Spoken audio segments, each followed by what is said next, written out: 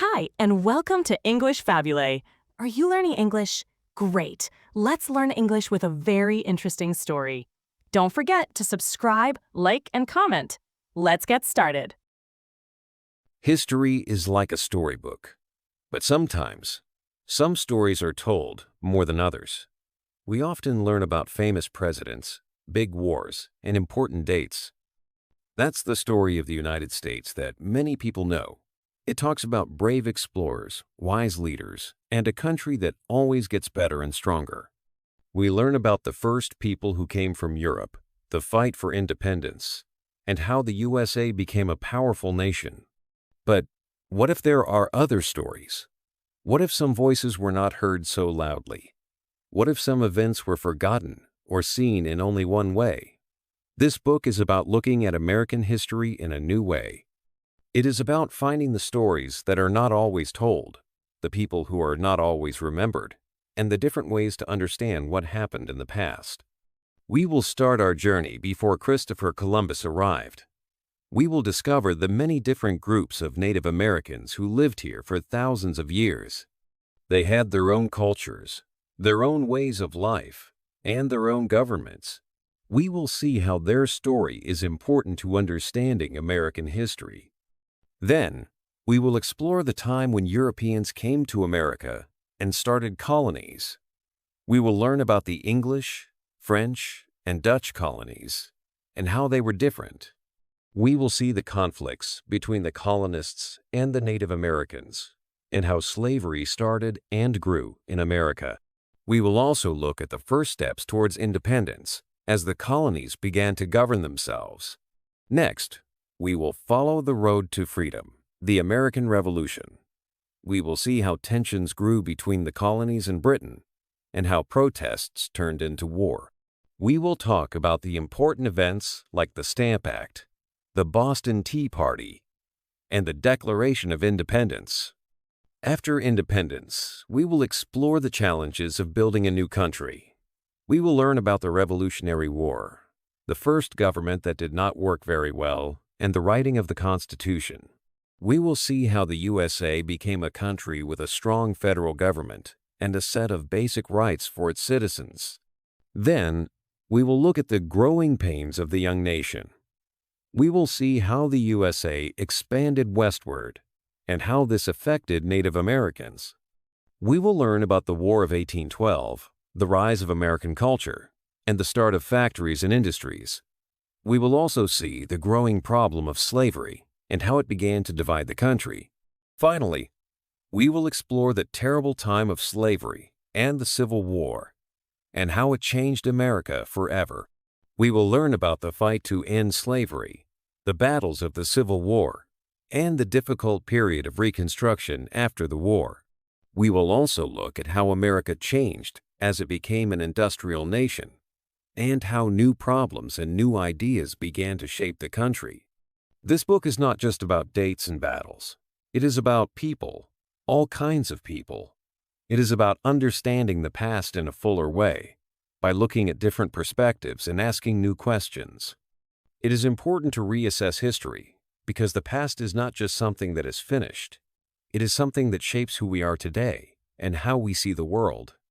By understanding different stories from the past, we can better understand the present and build a better future. 2. Before Columbus. Long before Europeans knew about America, many different groups of people lived there. These were the first Americans, or Native Americans. They came to America a very long time ago. Some scientists think they walked across a land bridge from Asia to Alaska. This bridge is now under the sea in the Bering Strait. These early people may have moved to America for different reasons. Maybe they were looking for new places to live or more food. Perhaps they wanted a better climate or a place to practice their religion freely. We are not sure exactly why they came.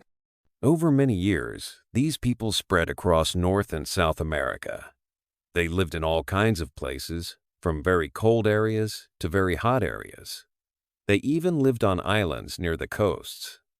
In this large area, they created many different ways of life.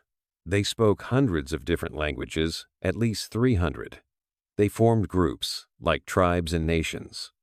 Usually, older, respected people and chiefs led these groups. They made decisions together for their people. Most Native Americans lived by farming, hunting, and gathering food from nature. But they did not have some things that people in Europe and Asia had at that time. They did not use wheels for transport, and they did not have animals like horses or cows to help them. They could work with copper and gold, but they did not know how to make iron tools. North of Mexico, Native American tribes did not have writing systems. To remember important things, they used pictures and symbols. To talk over long distances, they used sign language and smoke signals. In the South, in places like Mexico and Peru, groups like the Aztecs and Incas were more advanced. The Aztecs had writing, and they were good at math and building. They built big stone buildings and temples. Some people think that these groups in the South were more advanced than Europeans in some ways around the year 800. It is still a question why their progress slowed down later. Around the year 1000, some people from Northern Europe, called Vikings, sailed to America. They came from places like Norway and Iceland. They traveled in ships and may have landed in places like Canada or the northeast coast of the United States. Leif Erikson was a famous Viking explorer. But the Vikings did not stay in America for long. They did not build towns or change life in America much. It was much later, after the year 1400, that Europeans started to come to America in large numbers. Many things in Europe were changing then. Wars called the Crusades had shown Europeans new foods and goods from Asia. People wanted spices and silk and other things from the East.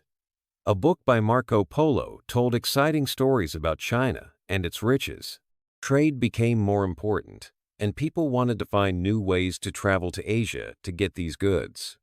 New inventions like the compass and better ships made long sea voyages possible. At the same time, strong countries were forming in Europe, like Spain and Portugal. Kings and queens wanted to be more powerful and spread their religion, Christianity. They also wanted to find gold and become rich.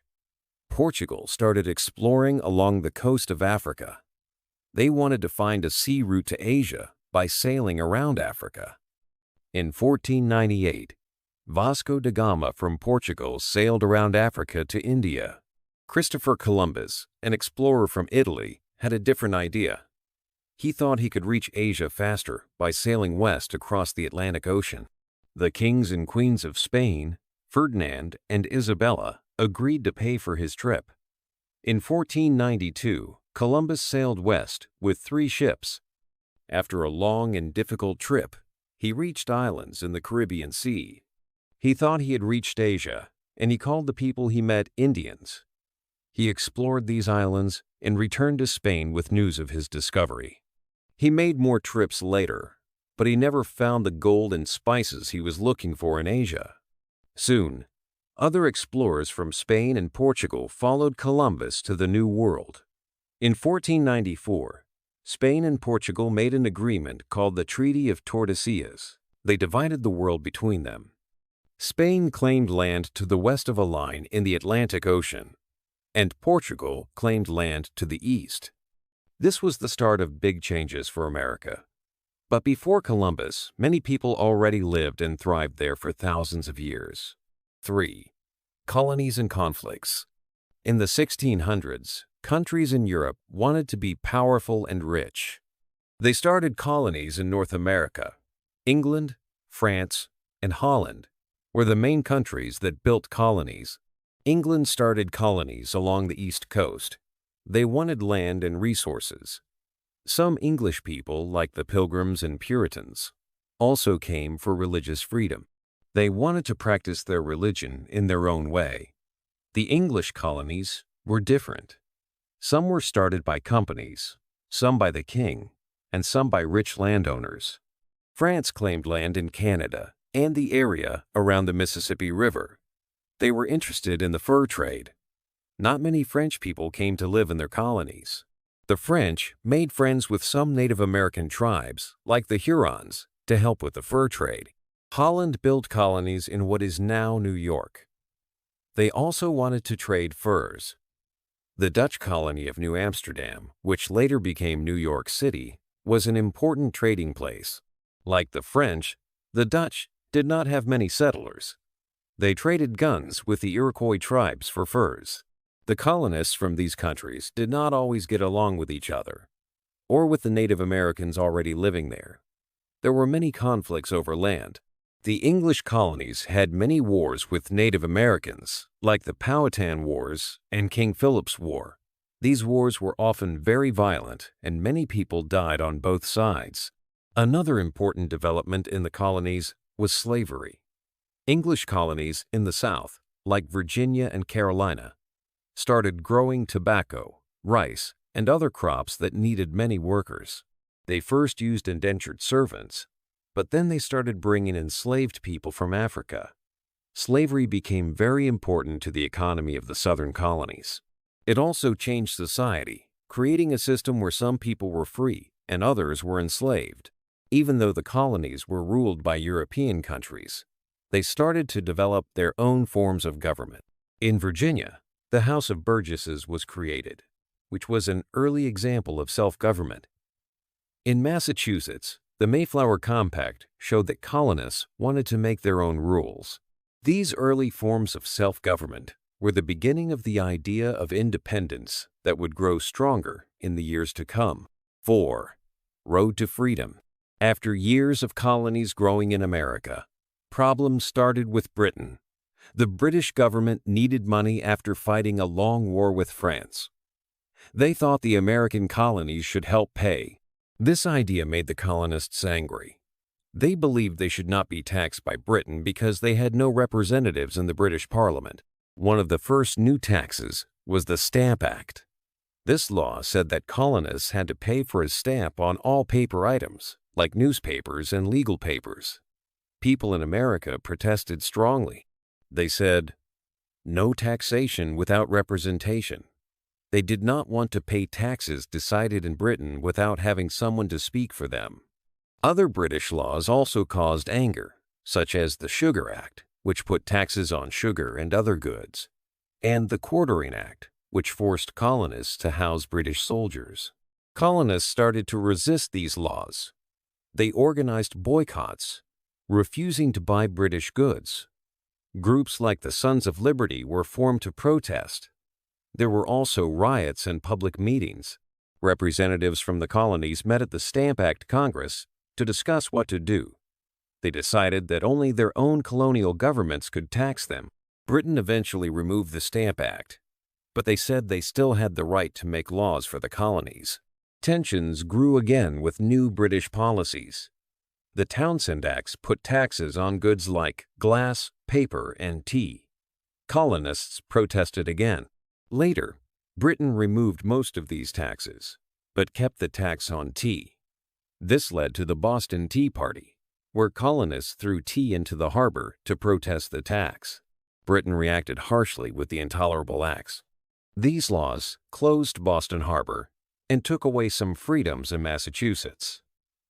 Colonists saw these acts as unfair and as a threat to all colonies. They also disliked the Quebec Act, which expanded British territory and limited colonial expansion. To decide what to do next, colonists formed the First Continental Congress. They met to discuss their problems with Britain and to ask the king to respect their rights. They also decided to boycott British goods again. When the king did not agree to their demands, the colonists formed the Second Continental Congress. This time, they started to prepare for war. They created an army and chose George Washington as the leader. The first battles of the Revolutionary War started in Lexington and Concord. British soldiers marched to these towns to take weapons from the colonists. Fighting broke out, and the war began. Soon after, the Battle of Bunker Hill took place. It was a bloody battle, showing that the colonists were serious about fighting for their freedom. Finally, the colonists decided it was time to declare independence. The Continental Congress wrote the Declaration of Independence. This document said that all people have rights to life, liberty, and the pursuit of happiness. It explained why the colonies were separating from Britain and becoming a new free country. The road to freedom was now open, but the fight had just begun. 5. A new country. The fight for freedom was long and hard. The Revolutionary War had many important moments. Battles like Bunker Hill and Saratoga showed the strength and bravery of the colonists. George Washington was a key leader, guiding the army through tough times. Even with help from France, winning the war was a big challenge. After winning independence, the new country needed a government. The first plan was called the Articles of Confederation. It was created during the war, but it had problems. The central government was too weak. It could not tax effectively, so it was hard to pay for anything. States argued with each other and did not always work together. It was clear a stronger government was needed to unite the states. To fix these problems, leaders met at the Constitutional Convention. They wanted to create a better government. There were many debates. Some wanted a strong national government, while others wanted to keep power with the states. Big states and small states argued about representation. They made compromises. The Constitution created a federal system, sharing power between the states and a national government. It had 3 parts: the President, Congress, and the courts, each checking the others. The Constitution was a big step, but some people worried it did not protect individual rights enough. To address this, the Bill of Rights was added. These are the first 10 amendments to the Constitution. They guarantee basic freedoms, like freedom of speech, religion, and the right to a fair trial. Starting a new country was not easy. There were money problems. The government had debts from the war. There were also disagreements inside the country. People had different ideas about how the government should work. 2 main groups, the Federalists and the Democratic Republicans, started to form. These groups had different ideas about how strong the government should be and what was best for the new nation. These early arguments shaped the future of American politics and showed the challenges of creating a united and strong country from 13 very different states. 6. Growing pains. After creating a new country, the United States began to grow quickly. People started moving west, looking for new land and opportunities. This movement, called westward expansion, had a big impact on Native Americans. As settlers moved onto their lands, Native Americans were often forced to leave their homes and move further west. This caused conflict and hardship for many tribes. Another challenge for the young nation was the War of 1812. This war, fought between the United States and Great Britain, started because of disagreements over trade and the sea. Although the war didn't clearly win or lose, it did increase a feeling of nationalism or pride in the United States. After the war, this period was even called the Era of Good Feelings. People felt more united and optimistic about the future of their country. During this time, a distinct American culture started to develop. No longer just copying European ways, Americans began to create their own art, literature, and music. They started to see themselves as different from Europeans, with their own unique identity. The Industrial Revolution also began to change America. New factories were built, especially in the North, and cities grew as people moved from farms to find work. This changed how people lived and worked, and led to new inventions and technologies. However, this growth also created new problems, like pollution and crowded cities. One of the biggest challenges facing the growing nation was the issue of slavery. As the country expanded westward, the question of whether new states would allow slavery became a major point of debate. The Missouri Compromise of 1820 was an attempt to solve this problem. It decided that Missouri would enter the United States as a slave state, and Maine would enter as a free state, keeping the balance between free and slave states equal. It also drew a line across the country, saying that slavery would be allowed in new states south of this line, but not north of it. The Missouri Compromise was a temporary solution. It showed that the issue of slavery was becoming more and more divisive, and that the growing pains of the young nation included a deep disagreement that would soon threaten to tear it apart. 7. Slavery and war. In the years before the Civil War, more and more people in the North began to believe that slavery was wrong. This was called the abolitionist movement. Abolitionists wanted to end slavery in the United States. They wrote books and gave speeches to tell people about the evils of slavery. As the abolitionist movement grew stronger, tensions between the North and the South increased. The North was becoming more industrial and didn't depend on slavery. The South's economy was based on agriculture, especially cotton, and they relied heavily on slave labor. These different ways of life and opinions about slavery created a big divide in the country. To try to keep the country together, politicians made compromises. One of these was the Compromise of 1850. It was a set of laws that tried to solve the slavery issue. One part of this compromise was the Fugitive Slave Act. This law made it a crime to help runaway slaves.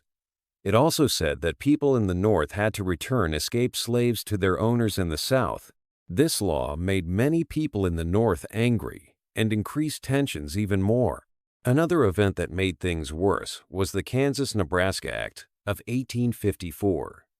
This law said that people in the territories of Kansas and Nebraska could decide for themselves if they wanted slavery or not.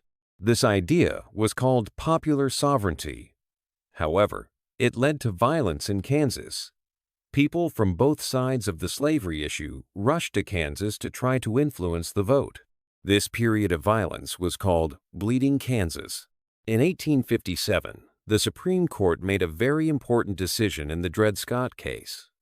Dred Scott was a slave who argued that he should be free because he had lived free territories. The court ruled against Scott. They said that slaves were not citizens and had no right to sue in court. The court also said that Congress could not stop slavery in the territories. This decision made abolitionists and many Northerners very angry and further divided the nation. John Brown, an abolitionist, believed that violence was necessary to end slavery. In 1859, he and his followers attacked Harper's Ferry, a town in Virginia. They planned to start a slave rebellion. However, their raid failed, and Brown was captured and hanged. While his raid was unsuccessful and many condemned his violence, some abolitionists saw him as a hero. This event increased fears in the South and further polarized the nation. In 1860, Abraham Lincoln was elected president. Lincoln was against the expansion of slavery. Southern states feared that Lincoln would abolish slavery completely. Soon after Lincoln's election, Southern states began to secede, or leave, the United States. South Carolina was the first state to secede. 6 more states followed quickly: Mississippi, Florida, Alabama, Georgia, Louisiana, and Texas. These states formed a new country called the Confederate States of America. Jefferson Davis was chosen as their president. The secession of the Southern states led to the Civil War. The war began in April 1861 when Confederate forces attacked Fort Sumter in Charleston, South Carolina. The Civil War was a long and bloody war between the Union, the North, and the Confederacy, the South. Major battles of the Civil War included Bull Run, Antietam, Gettysburg, and Vicksburg. Early in the war, the Confederacy won some important battles. However, the Union had more resources and a larger population. Key turning points in the war were the Union victory at Gettysburg in 1863 and the capture of Vicksburg, which gave the Union control of the Mississippi River. A very important event during the war was the Emancipation Proclamation issued by President Lincoln in 1863. It declared that all slaves in Confederate territory were free. While it did not free all slaves immediately, it changed the purpose of the war. Now, the war was not just about preserving the Union, but also about ending slavery. The Civil War had a huge impact on the United States. Socially, it ended slavery and changed the lives of millions of African Americans. Economically, the war devastated the South, while the North's industry grew. Politically, the war strengthened the power of the federal government. In April 1865, Confederate General Robert E. Lee surrendered to Union General Ulysses S. Grant at Appomattox Courthouse in Virginia. This marked the end of the Civil War. Just a few days later, President Lincoln was assassinated by John Wilkes Booth, a Confederate sympathizer. While attending a play in Washington, D.C., the Civil War was the deadliest war in American history. It changed the country forever, ending slavery and shaping the United States into the nation it is today. 8. A changed land. After the war, the United States was very different. It was a time called Reconstruction. This was when the country tried to put itself back together after the Civil War. It was not easy. There were many problems and disagreements. One big problem was how to rebuild the South. The South was destroyed by the war. Cities were burned, farms were ruined, and many people had no homes. Another problem was what to do with the formerly enslaved people, called freedmen. They were now free, but they had nothing. They needed jobs, homes, and education. There were different ideas about Reconstruction. The president, Andrew Johnson, had one idea. He wanted to be easy on the South. He thought the southern states should quickly come back into the United States. He did not want to punish the South. Congress had a different idea. Many people in Congress thought the South should be punished for the war. They wanted to make sure that slavery would never come back. They also wanted to protect the rights of the freedmen. President Johnson and Congress argued a lot about Reconstruction. Congress felt that Johnson was too easy on the South and was not protecting the rights of black people. This argument led to a big conflict. Congress tried to impeach President Johnson. Impeachment means to bring charges against a government official. Congress wanted to remove Johnson from office. They voted to impeach him, but he was not removed from office. He stayed president, but he had less power. During Reconstruction, some good things happened. African American men got the right to vote. New schools and churches were started for black people. But Reconstruction also had many failures. White people in the South did not want black people to have equal rights. Groups like the Ku Klux Klan used violence and fear to stop black people from voting and having equal rights. Slowly, white people in the South took back control of the government. Reconstruction ended without truly fixing the problems of slavery and inequality. After Reconstruction, a new time began called the Gilded Age. This time was from about 1870 to 1900. It was a time of big changes in the United States. Industry grew very quickly.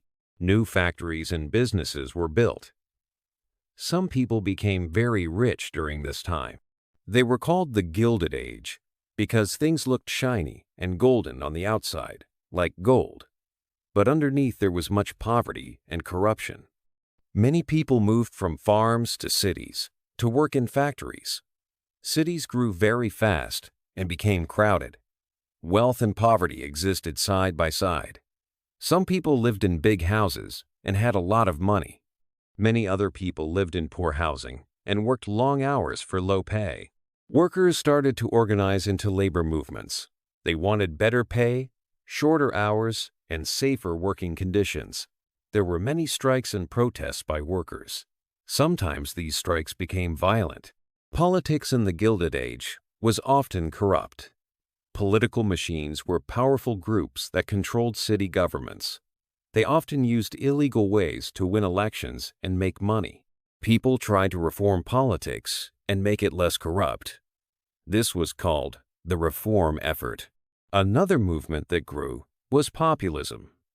Populists were mostly farmers and working people.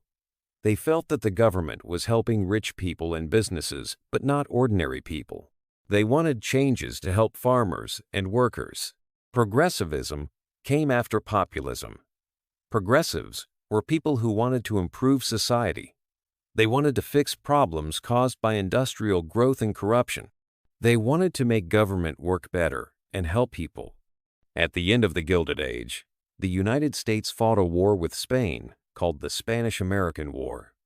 The United States won this war quickly. It gained new territories like Puerto Rico, Guam, and the Philippines.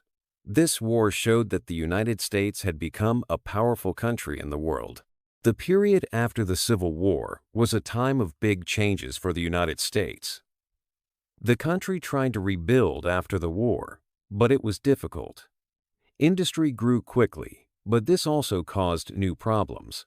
People tried to deal with these problems through labor movements, political reforms, and new ideas like populism and progressivism. The United States was a changed land, facing new challenges in a new century. Hey there! Just a second before you go. If you learned something new today, please give this video a like, write your thoughts in the comments, and subscribe to the channel. It only takes a second, and it really, really helps to create even better English videos for you. Your support means the world. Thank you.